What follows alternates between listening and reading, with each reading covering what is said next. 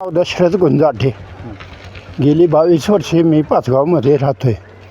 मी जवळजवळ 22 वर्षापासून बघतो आहे पाचगावचा हा जो विकास झालेला आहे. आता जे उमेदवार जिल्हा परिषदेला संग्राम गोपाळ पाटील जे जिल्हा परिषदेला उमेदवार आहेत ते त्यांना असा म्हणजे भरपूर अनुभव आहे. ते 5 वर्षे नवनियुक्त सरपंच होते. त्यांच्यानंतर ते त्यांच्या मिसेस हे आता कार्यरत आहेत. त्या पण धडाडीच्या कार्यकर्त्या व संग्रामच्या पायावर पाय ठेवून त्यांनीसुद्धा पाचगावमध्ये विकासाची गंगा आणलेली आहे.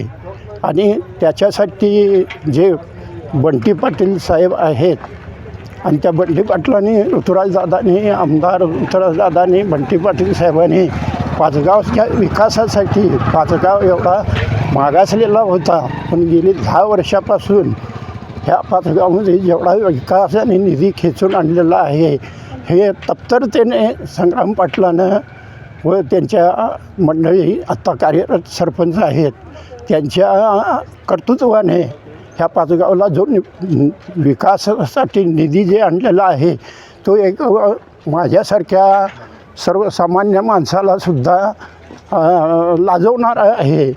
आणि त्याच्यासाठी त्यांच्या वडिलांचंसुद्धा ह्या पाचगावमध्ये उपनगरामध्ये त्या उपनगरातल्या लोकांची दखल घेणे, रहिवाशांची दखल घेणे, त्यांच्या वडिलांचं वेळोवेळी मार्गदर्शन लाभलेलं आहे.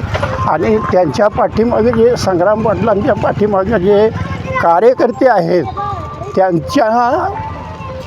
त्यांच्याशी संलग्न होऊन ज्या ज्या गोष्टीशी ज्या काय लागतात विकासासाठी काय लागतात किंवा एखाद्याच्या घराच्या कुटुंबात जाऊन विचारपूस करणे अशा गोष्टीसुद्धा संग्राम पाटील यांनी केलेल्या आहेत.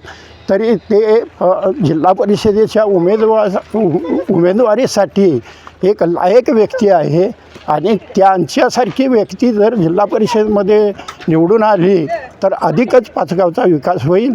आणि माननीय बंटी साहेबांचे सुद्धा हात बळकट करण्यासाठी अशाच उमेदवाराची एक साथ मिळावी हेच मी सांगू इच्छितो. हे आहे गोकुळचं श्रीखंड. अगदी जिभेवर रेंगाळणार. जिभेवरच नाही तर मनावरही रेंगाळणार. गोकुळ श्रीखंड, मनावर रेंगाळणार.